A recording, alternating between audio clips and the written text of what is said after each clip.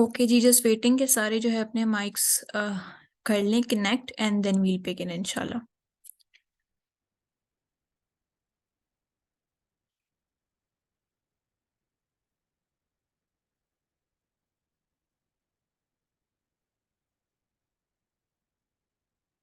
Okay अच्छा जी, अब हम थे लेआउट के ऊपर। अगर प्रीवियसली किसी ने कोई चैट में कोई क्वेश्चन पूछा, ऑब्वियसली वो अब चैट मेरे पास अवेलेबल नहीं है, तो वो आप मुझे दोबारा चैट बॉक्स में ड्रॉप डाउन कर दें ताकि मैं दोबारा जो है देख लूँ आप लोगों के क्वेश्चंस। ठीक है, अच्छा लेआउट पे हम आते हैं। इसमें मुझे एक बहुत इंपॉर्टेंट पॉइंटर जो है वो याद आया है। अच्छा, यहाँ पे आप एग्जाम्पल लो, जैसे आप एक मैगजीन क्रिएट कर रहे हो, ठीक है। अब मैगजीन क्रिएट करते हुए आपको पता होगा कि जो आपने हेडिंग्स हैं वो आपने एक जगह लिखनी है, और हेडिंग्स बोल्ड होंगी, उसका फॉन्ट थोड़ा बड़ा होगा एज कंपेयर टू जो है हम नीचे कंटेंट लिख रहे हैं। ठीक है, क्योंकि इसमें भी देखो जो कंटेंट है वो थोड़ा छोटा है और बोल्ड नहीं है, वो अनबोल्ड है एज कंपेयर टू द ये जो हेडिंग है प्रिंसिपल टू लेआउट। ठीक है, ये जो हेडिंग है प्रिंसिपल टू लेआउट ये बोल्ड में है, राइट।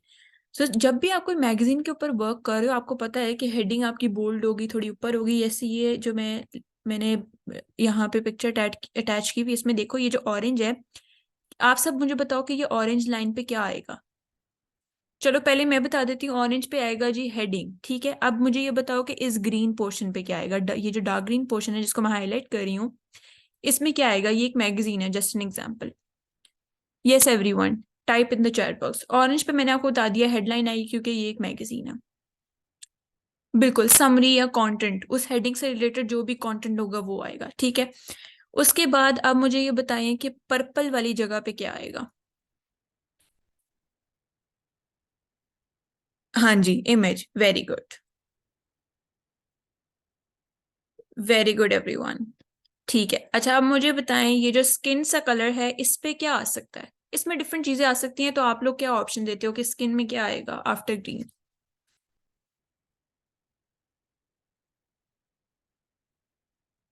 जी एवरीवन।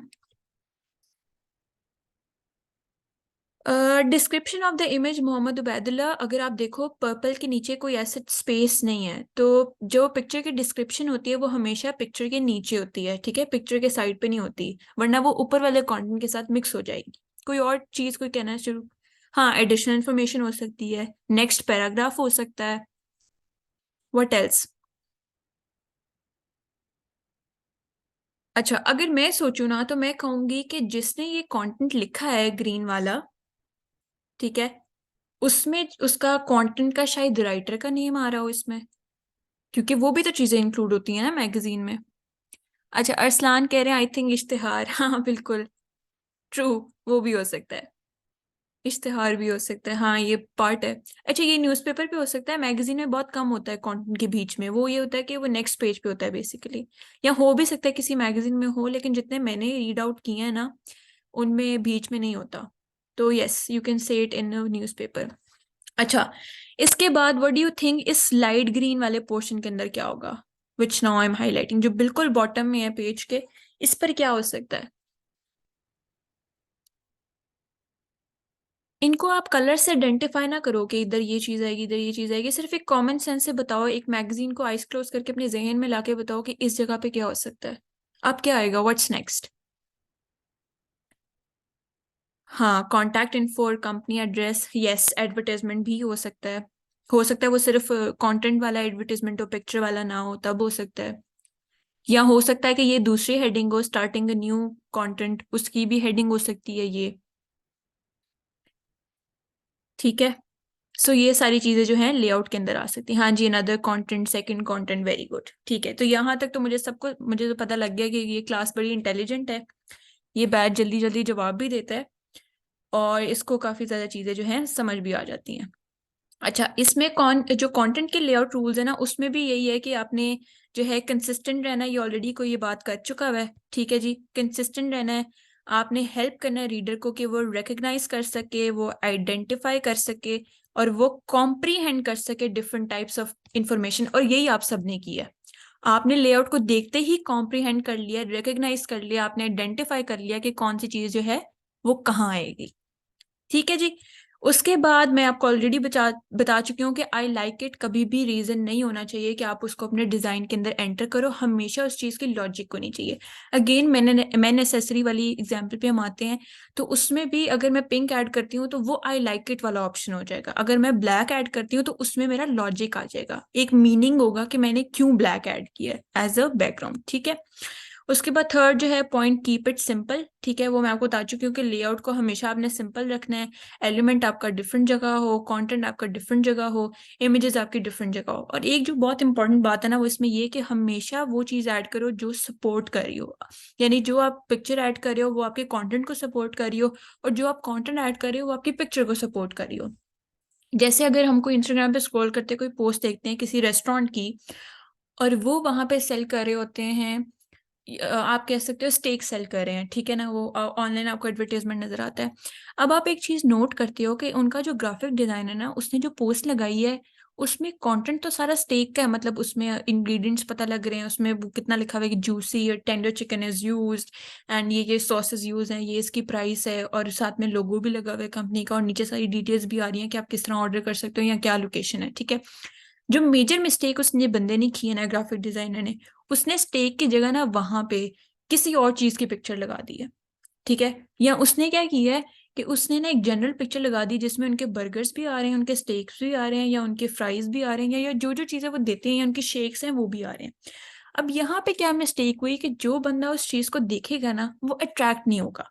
अब इसके क्या रीजन हो सकते हैं? ठीक है, आप साथ साथ चैट बॉक्स में भी मुझे रिस्पॉन्ड कर सकते हो। सबसे बड़ा रीजन ये है कि जब आप एडवर्टाइज एक चीज को कर रहे हो तो पिक्चर भी आपको एक चीज की ही लगानी चाहिए, ताकि कस्टमर को पता लगे कि जिस चीज के बारे में आप बात कर रहे हो वो उसको क्लियरली देख तो सके। जैसे हम इंस्टाग्राम पे कोई भी बर्गर वाली जो है वो रेस्टोरेंट खोलते हैं, तो वो जब कोई स्टोरी लगाते हैं तो हमें वो बर्गर को तोड़ के भी दिखाएंगे, हमें इसको फिलिंग करके भी दिखाएंगे, हमें इसका टेंडर चिकन जो है वो भी पीस करके दिखाएंगे। वो ये सब क्यों करते हैं? क्योंकि यही चीज जो है इंसान को ड्राइव करती है कि वो उनकी चीज को परचेज कर सके। सो आप जिस चीज के बारे में बात कर रहे हो हमेशा वही चीज अपनी जो है साथ लगाओ, ये नहीं कि आप हर चीज जो है उसके अंदर लगा दो। ठीक है, हाँ जी, image and description are different, this was the main point. ठीक है, सो ये सबसे जो है मेरा मेन पॉइंट था अबाउट लेआउट। अच्छा, अब थर्ड प्रिंसिपल आता है टाइपोग्राफी। अब टाइपोग्राफी क्या होता है? टाइपोग्राफी आपको एक ये मुश्किल टर्म लग रही होगी, मैं इजीली आपको बता देती हूँ कि टाइपोग्राफी फॉन्ट्स होते हैं जो हम यूज करते हैं। ठीक है, हम डिफरेंट टाइप्स ऑफ फॉन्ट्स जो हम वर्ड में यूज करते हैं, हम एक्सेल में यूज करते हैं, हम पावर पॉइंट में यूज करते हैं, या हम टाइपिंग के लिए भी जो अपने फॉन्ट्स चेंज करते हैं अपने फोन्स के, वो भी टाइपोग्राफी होता है। तो एनीथिंग जिसके टाइप फेस जो है चेंज होते हैं इन विजुअल कम्युनिकेशन, वो हमारी टाइपोग्राफी होती है। राइट? अच्छा, अब टाइपोग्राफी के अंदर ना एक चीज जो आप सबने नोट करनी है, ये आप लोगों के बहुत काम आएगी जब आप लोग अपने ग्राफिक डिजाइनिंग प्रोजेक्ट्स बना रहे होगे। मैं साथ ही इनसाइडर वाला पेज भी खोल लेती हूँ ताकि आपको जो है चीजों को रेफरेंस मिल जाए। ठीक है, अब टाइपोग्राफी फॉन्ट्स बेसिकली वो फॉन्ट्स होते हैं, ठीक है, जो डिफरेंट हो। अच्छा, अब इसमें ना एक जो इम्पोर्टेंट चीज है वो मैं आपको नेक्स्ट स्लाइड पे दिखा देती हूँ। ये फैमिली फॉन्ट्स, फैमिली फॉन्ट्स। अब यहाँ पे जो सबको प्रॉब्लम होती है वो सब पूछते हैं जी फैमिली फॉन्ट्स क्या होता है। ठीक है, तो यहाँ पे मैं आपको दिखा देती हूँ। अच्छा, फैमिली फॉन्ट्स ना बेसिकली वो होते हैं कि जैसे मैंने यहाँ पे लिखा हुआ है स्लाइड पे, जनरल टाइपोग्राफी रूल्स। ठीक है, और नीचे मैंने लिखा हुआ है avoid using more than 2 different types family fonts in one project. ठीक है, अब इस बात का क्या मतलब है? यहाँ पे मैं आपका हाइलाइटर जो है वो चेंज कर लेती हूँ ताकि आपको इजीली पता लग जाए। ठीक है, अब टाइपोग्राफी के जो है आपने सिर्फ 2 टाइप्स यूज करने हैं अपने हर पोस्ट के अंदर। अब 2 टाइप्स क्यों यूज करने हैं, इससे ज्यादा क्यों नहीं कर सकते डिफरेंट फॉन्ट्स? और टाइप ऑफ फैमिली फॉन्ट्स क्या होता है? ठीक है, 2 से ज्यादा फॉन्ट्स मैं आपको पहले बताती हूँ क्यों नहीं यूज कर सकते, क्योंकि अगर आप 2 से ज्यादा फॉन्ट्स यूज करते हो तो उसमें वो आपका पोस्ट जो है काफी फंकी हो जाती है। ठीक है, सो मोस्टली हम ग्राफिक डिजाइनिंग फंकी पोस्ट के लिए नहीं क्रिएट करते, हम प्रोफेशनल बिजनेस की जो कंपनीज हैं हम उनके साथ काम करना चाहते हैं, इसलिए हम ग्राफिक डिजाइनिंग सीखते हैं ताकि हमारा एक अच्छा करियर बिल्ड हो सके, ताकि हम इस चीज में अर्न कर सकें। फंकी पोस्ट एज सच किसी को रिक्वायर नहीं होती अनटिल अनलेस आप किसी ऐसी फर्म के साथ काम करो जो कि चिल्ड्रन के लिए कोई प्रोडक्ट सेल करें, तो ऑब्वियसली फिर उसमें तो काफी ज्यादा फंकी लेटर्स कलर्स वगैरह यूज होते हैं, क्योंकि ब्राइट कलर्स होते हैं चिल्ड्रन के लिए। ठीक है, अच्छा, अब इसमें क्या सीन है कि जैसे देखो ये जनरल टाइपोग्राफी रूल्स मैंने बोल्ड में लिखा हुआ है और नीचे मैंने सारी इन्फॉर्मेशन जो है अनबोल्ड में लिखी हुई है, ठीक है। हमने ये तो डिस्कशन कर ली कि हमें टू से ज्यादा क्यों नहीं यूज करने। अब हमने टाइप ऑफ फैमिली फॉन्ट को रेक्टिफाई कैसे करना है कि ये फैमिली फॉन्ट है, या इससे, या हमने सोचना कैसे है कि हम इससे ज्यादा फॉन्ट अब यूज कर सकते हैं कि नहीं कर सकते। सबसे पहले तो आप लोग मुझे ये बताओ कि जनरल टाइपोग्राफी रूल्स ये जो लिखा हुआ है और इसके नीचे जो कंटेंट है, क्या आपको लगता है कि ये एक फैमिली फॉन्ट्स हैं, यानी ये दोनों फॉन्ट सेम है कि ये दोनों फॉन्ट सेम नहीं है? बस इतना मुझे चैट बॉक्स में बता दें, फिर मैं आपको एक्सप्लेन करती हूँ आगे। क्वेश्चन मैं दोबारा रिपीट कर रही हूँ, ये जो मेरी बोल्ड में हेडिंग लिखी हुई है और नीचे जो कंटेंट लिखा हुआ है, कि आपको लगता है कि ये दोनों सेम फैमिली फॉन्ट को बिलोंग करते हैं कि ये दोनों डिफरेंट है? ठीक है, everyone is saying look same. अच्छा, अब इसको हमने कैसे रेक्टिफाई करना? अच्छा, एक बंदा आ गया डिफरेंट का। ठीक है अरसलान, ये आपने हमें चैलेंज किया। अब हम आपको बताते हैं कैसे सेम और कैसे डिफरेंट है, ठीक है। अच्छा, अब यहाँ पे मैं कोई भी एक लेटर ले लेती हूँ जो कि मेरी दूसरी लाइन में भी आ रहा है। जैसे मैं यहाँ पे ले लेती हूँ वाई, और यहाँ पे भी मैं ले लेती हूँ वाई। देखो दोनों के वाई सेम है। ये भी भूल जाओ कि कौन सा बोल्ड है कौन सा अनबोल्ड है। अगर हम इस बोल्ड वाले को भी अनबोल्ड कर देते हैं तो क्या ये दोनों सेम हो जाते हैं? इसका क्या मतलब हुआ कि ये दोनों एक ही फैमिली को बिलोंग करते हैं, राइट। अब अगर मैं पूछूं किसी से कि आप में से मुझे कोई बताए कि मेरी इस स्लाइड के अंदर कितनी टाइप के फैमिली फॉन्ट्स हैं, क्या एक ही टाइप की फैमिली फॉन्ट्स हैं या दो टाइप के फैमिली फॉन्ट्स हैं? जी एवरीवन, वन और टू, जस्ट टाइप दिस।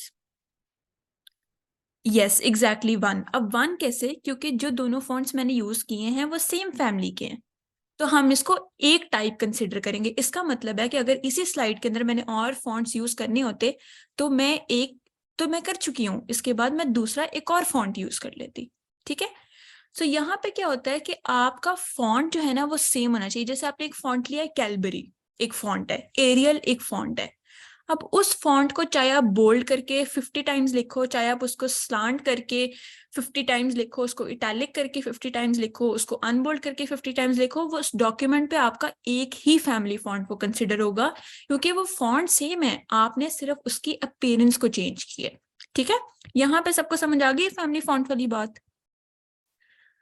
यहाँ पे भी आप देखो, अब यहाँ पे हम चल जाते हैं, यहाँ पे आप देखो लिखा हुआ है ग्राफिक डिजाइनिंग, और उसके बाद नीचे डिफरेंट फॉन्ट लिखा हुआ है, ठीक है। अब यहाँ पे हम ले लेते हैं, यहाँ पे हम ऐसा कोई लेटर ले ही नहीं सकते क्योंकि ये सारा हमारा लिखा हुआ है अपर केस में, और ये हमारा सारा लिखा हुआ है लोअर केस में, ठीक है। अपर केस में लोअर केस में ऐसा कोई है नहीं जिसको हम आइडेंटिफाई कर सके, लेकिन फिर भी हम देख के चेक कर सकते हैं। या फिर जब आप अपनी पोस्ट क्रिएट करोगे वहां पे आपको इसके नेम्स जो हैं साइड पे लिखे नजर आ रहे होते हैं फॉन्ट्स के, तो आप चेक कर सकते हो। तो ये भी देखो मैंने सिर्फ इसको बोल्ड किया हुआ है, और यहाँ पे ये अनबोल्ड है, जो भी जितना भी कंटेंट है ये अनबोल्ड है, और यहाँ पे मैंने इसको बेसिकली बोल्ड किया हुआ है। तो इसका मतलब है एक मेरा फैमिली फॉन्ट ये हो गया, और दूसरा मेरा फैमिली फॉन्ट किधर हो गया? एक ये ऊपर मैंने इनसाइडर ऑनलाइन प्रोग्राम यहाँ पे लिखा हुआ है, और यहाँ पे कॉन्टैक्ट अस वाली इंफॉर्मेशन भी डिफरेंट फॉन्ट में है। इसका क्या मतलब हुआ कि इस पूरी पोस्ट में सिर्फ two types of family fonts जो हैं वो यूज हुए हैं, ठीक है। सबको क्लियर हो गया यहाँ तक? ओके। अच्छा, इसके बाद हम चलते हैं इमेज के ऊपर। इमेज के ऊपर हम ऑलरेडी डिस्कशन कर चुके हैं कि इमेज किस तरह रेलिवेंट होनी चाहिए। इसके थोड़े से पॉइंटर्स हैं वो हम चेक कर लेते हैं। इसमें ये है कि आपने ब्लरी पिक्चर्स यूज नहीं करनी, हाई रेजोल्यूशन वाली पिक्चर्स आपने यूज करनी है। जो भी मैं आपको सॉफ्टवेयर दिखाऊंगी ना उसमें पिक्चर्स वाली ऑप्शंस भी होती है, आप उसको कैसे अपलोड कर सकते हो, ठीक है। लेकिन एक जो है यहाँ पे आप गूगल से भी अगर लेते हो तो उसमें अक्सर में ना वहाँ पे वाटर मार्क्स भी आ जाते हैं काफी पिक्चर्स के ऊपर, तो आपने कोशिश करना है कि आप वो पिक्चर्स जो है वो ना यूज करो। दूसरी एक इम्पॉर्टेंट बात जो मैंने आपको बताई थी कि उसमें जो रेस्टोरेंट की ग्राफिक डिजाइनर ने सब कुछ ही बीच में डाल दिया था एज ए पिक्चर, तो ये बड़ी अजीब सी बात है। जैसे फॉर एग्जांपल अगर मैं कोई फूड ब्लॉगर हूँ, ठीक है, और मैं किसी रेस्टोरेंट में खाना खाने जा रही हूँ और वहां पे मैंने बहुत सारी डिशेस जो है वो ऑर्डर की है। अब मैं हर डिश का जो है वो रिव्यू सेपरेटली दूंगी ताकि मेरी ऑडियंस को उस चीज में सब कुछ नजर आ सके। जैसे मैं एक बर्गर का रिव्यू देती हूँ तो इंस्टाग्राम हमें अप टू 10 पिक्चर्स एक पोस्ट के अंदर अलाउ करता है। तो पहले मैं ओपन एक इजी पिक्चर लूंगी फुल, ठीक है। उसके बाद मैं थोड़ा करीब से लूंगी, मैं कुछ बर्गर के ऊपर बन हटा के मैं फिर उसकी पिक्चर लूंगी। इस तरह करके मैं डिफरेंट पिक्चर्स जो हैं वो पोस्ट कर देती हूँ। और मेरे कंपैरिजन में एक और ब्लॉगर है जिसने भी सब कुछ स्टार्ट किया है। वो क्या करता है कि वो जब कोई उसी सेम जगह पे जाके या किसी और जगह पे जाके कोई पिक्चर लेता है, तो वो इस चीज को इग्नोर कर देता है पिक्चर को पोस्ट करते हुए, कि उसी पिक्चर के अंदर पीछे उसका फ्रेंड बैठा भी नजर आ रहा है, पीछे कटलरी भी नजर आ रही है एक्स्ट्रा, या फिर पीछे कोई वेटर कोई ऑर्डर लेते हुए भी गुजर रहा है, ठीक है।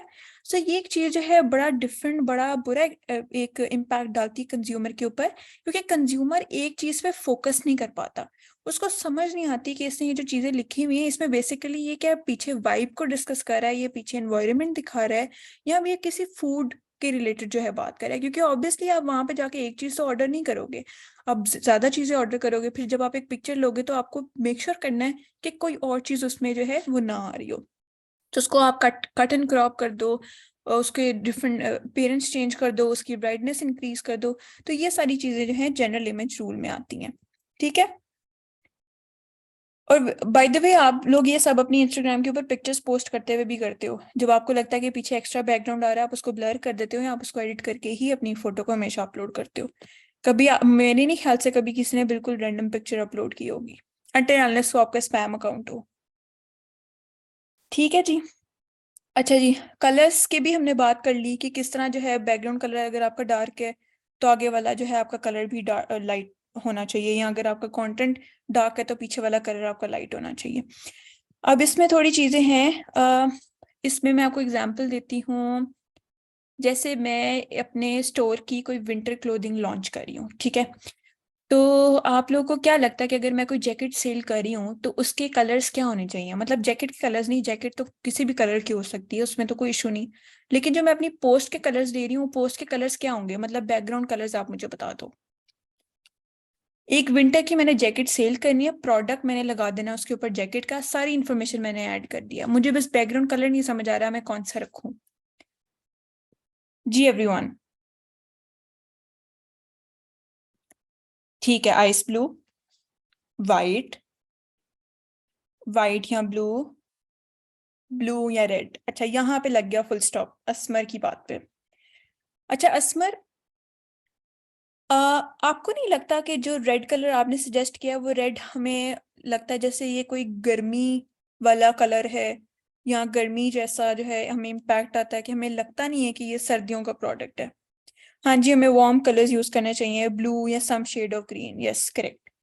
रेड हम इसलिए यूज नहीं करेंगे क्योंकि रेड आपको एज एन हॉट डिफाइन करता है, ठीक है। हॉट आप अपने आप को ना समझ लेना, I am talking about the weather, right. तो वेदर जो है वो आपको हॉट जो है एज्यूम होता है जब हम एक रेड कलर लेते हैं, ठीक है। तो इसलिए जब हम एक पोस्ट लेंगे जिसमें हम अब शेयर कर रहे हैं कोई जैकेट जो हमारी विंटर क्लोथिंग की है या कोई मफलर है, तो हम उसमें ब्लू के कलर्स जो हैं वो लेंगे, जैसे ग्रीन्स लेंगे या कोई पर्पल ले लेंगे, या कोई भी ऐसा कलर जो डिफाइन करे कूलनेस को, ठीक है। इसी तरह एक दूसरी एग्जांपल मैं लेती हूँ। जैसे मैं टैंग जो है उसको मैंने सेल करना है, उसका मैंने कोई एडवर्टाइजमेंट बनाना है, तो आपको क्या लगता है? वैसे तो टैंक का कलर ऑरेंज और लेमन फ्लेवर जो भी फ्लेवर्स होते हैं उसके हिसाब से भी आप कलर्स ले सकते हो, लेकिन आपको क्या लगता है मतलब उस पोस्ट के लिए या उस चीज के लिए आपको कौन से कलर्स यूज करने चाहिए? या अगर आप कोई वाटर बॉटल जो है, नहीं वाटर बॉटल तो न्यूट्रल हो जाएगा, वो तो सर्दियों में भी आप यूज करते हो, ठीक है। चलो इसी के एग्जाम्पल ले लेते हैं, अगर आप कोई सोडा जो है आपने वो सेल आउट करना है तो उसके लिए आपके बैकग्राउंड कलर्स क्या होंगे? डार्क कलर तो होता ही है, एक स्पेसिफिक कलर जो है वो आप मुझे बताओ, कोई एक स्पेसिफिक कलर, दो स्पेसिफिक कलर, जिस तरह आपने कूलनेस को डिफाइन किया था उस तरह आप हॉट वाले वेदर को भी डिफाइन करना है हमने।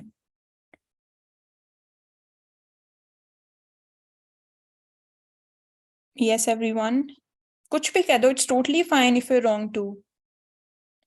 हाँ जी, येलो और रेड डेफिनेटली, क्योंकि रेड और येलो, रेड बेसिकली हॉट जो वेदर है उसको आइडेंटिफाई करता है, और येलो हमें सन आइडेंटिफाई करता है, ठीक है। हमें पता लगता है कि बहुत गर्मी है और हम ये चीज जो है सेल करें। हाँ जी, रेड ऑरेंज और येलो, परफेक्ट, ठीक है। इसका मतलब है कि मुझे आपको ये चीज़ें बताने की जरूरत भी नहीं पड़ी, आपको ऑलरेडी पता है कि आप जिस किस्म की पोस्ट बनाओ तो उसमें आपको किस तरह के कलर जो हैं वो यूज करने हैं, ठीक है।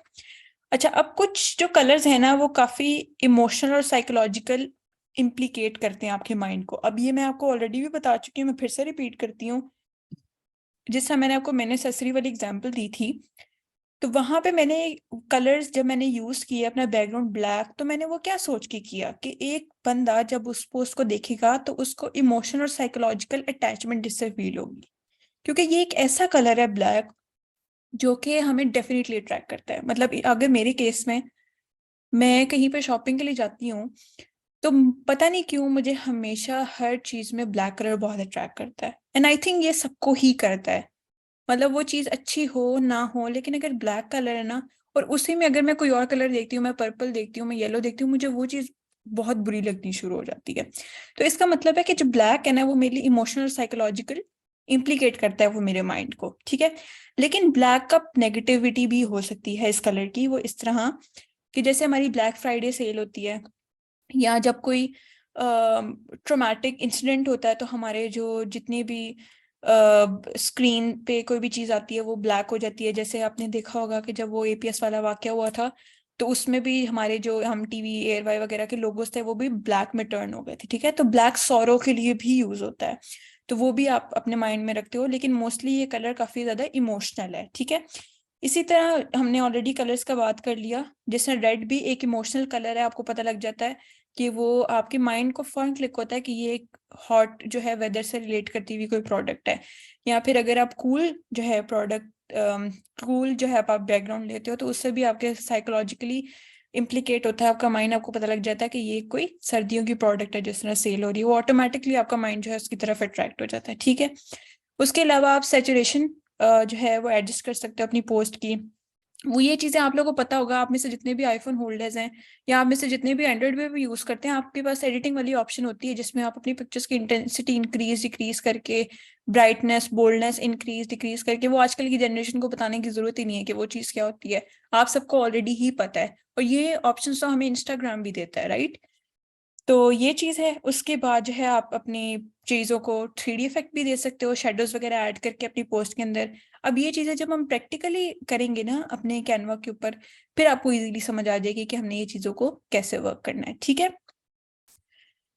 तो ये हमारा आज का कंटेंट था लेसन 1 का। अब हमने बेसिकली स्टार्ट करना है, मैं ब्रीफली आपको बता देती हूँ, कैनवा के ऊपर हमने अपनी ग्राफिक डिजाइनिंग स्टार्ट करनी है। कैनवा का आप में से जिसको पता है, आप लोग इसको फोन पे एज एन ऐप भी डाउनलोड कर सकते हो, www.canva.com लिखोगे किसी भी क्रोम के ऊपर अपने लैपटॉप के ऊपर तो भी वो खुल जाएगा। मैं क्लास से आपको 2 दिन पहले, नेक्स्ट लेसन जो हमारा नेक्स्ट वीक होगा उससे 2 दिन पहले मैं आपको ग्रुप के अंदर भी भेज दूंगी लिंक भी, ताकि आप ब्राउजर पे खोल लो, या फिर आपने अगर ऐप डाउनलोड करना है ऐप स्टोर से, गूगल स्टोर से, तो वो भी आप इजीली कर सकते हो, ठीक है। ये दोनों चीजें तो मैं आपको 2 दिन पहले बता दूंगी। अब यहाँ पे जो इंपॉर्टेंट चीज है वो ये है कि आप में से किसी ने अगर कोई पार्ट मिस किया है वीडियो का, या फिर आप में से जो कोई भी एब्सेंट होंगे उनको बाद में रिकॉर्ड लेक्चर चाहिए होगा। रिकॉर्ड लेक्चर्स के लिए हमारी टीम ने ऑलरेडी आपको कांटेक्ट करके कहा था कि आप लोग अपने ईमेल्स ड्रॉप कर दें। जिसने जीमेल के अलावा कोई चीज़ ड्रॉप की है, लाइक याहू ड्रॉप किया है, उसका वो चीज़ ऐड नहीं होगी, इसलिए आप जीमेल ही ड्रॉप करें। वो सब आपको जो है हमारी टीम ऐड कर देगी ड्राइव के लिंक में। और ड्राइव का लिंक आप जैसे ही इस वीडियो से मतलब इस सेशन से जाओगे तो आप जना अपने ग्रुप की डिस्क्रिप्शन में, वहां पे आपको सेशन की डेट्स भी मिल जाएंगी, सेशन का टाइम भी मिल जाएगा जस्ट टू रिमेंबर, और उसके बाद नीचे आपको ड्राइव का लिंक भी मिल जाएगा, ठीक है। उसको आपने कहीं सेफली सिक्योरली कहीं पे सेव कर लेना है, और वो आपके उसी जीमेल से खुलेगा जो आपने ग्रुप में दिया है, और हमारी टीम ने उसको ऑलरेडी एंटर कर दिया है ड्राइव के ऊपर, ठीक है। सो हमेशा आपने उसके साथ ही खोलना है, और जैसे ही आपका जब भी सेशन खत्म हुआ करेगा, within 5 to 10 minutes of converting of this recording will be uploaded on that drive, right? Clear हो गया सबको? So this was it for today's lesson. I will be dropping my number in the group, वैसे आप मेरे को admin में मिल भी जाएगा, बट स्टिल मैं I will just say hi in the group so that you guys can acknowledge my message. और आप में से किसी को भी किसी भी किस्म की कोई भी प्रॉब्लम हो, I am here to help you. Anything जो आपको इस सेशन में समझ नहीं आया, आपका कोई क्वेश्चन ऐसा रह जाता है, या आगे जो हमारे प्रैक्टिकल सेशंस होंगे उसमें जब आप मेरे साथ प्रैक्टिकल वर्क शेयर करोगे, तो मैं अगर आप मुझे कोई 10 या 1000 भी पोस्ट भेजोगे ना, मैं हर चीज पे आपको क्रिटिक दूंगी, ठीक है। मैं आई रियली अप्रिशिएट कि आप लोग अपनी चीज़ें क्रिएट करो और उसको मुझे दिखाओ और मैं आपको रिफाइन करके बताऊं कि आप नेक्स्ट क्लास के लिए क्वेश्चंस रखो कि मैंने ये चीज़ बनाने की कोशिश की थी और ये क्यों नहीं बनी, तो फिर मैं आपको वो बना के दिखाऊंगी, ठीक है? Okay, so this was it for today's lesson number 1. I hope you guys had a great session and I didn't miss anything that we need to discuss. और ये रिकॉर्डिंग में जो है हमारी टीम अपलोड कर देगी आपके साथ। बाकी मैं आपके साथ जो है अपना नंबर भी ग्रुप के अंदर शेयर कर सकती हूँ। Do leave the feedbacks in the group, और जिसने अभी तक जीमेल शेयर नहीं किया काइंडली वो कर दें ताकि मेरी टीम जो है वो आपको ऐड कर ले, ठीक है जी? थैंक यू सो मच, अल्लाह हाफिज। नहीं अरसलान, मैं टास्क दूंगी। हम नेक्स्ट जो है नेक्स्ट लेसन से हम जब प्रैक्टिकल वर्क स्टार्ट करेंगे मैं उसमें आपके साथ बनवाऊंगी भी इन द क्लास, और इसके बाद भी मैं आपको कोई छोटा सा टास्क दे दिया करूंगी ताकि आप में से जितने लोग एंथुजियास्टिकली उसको करना चाहते हैं वो कर लें, ठीक है जी? अल्लाह हाफिज एवरीवन।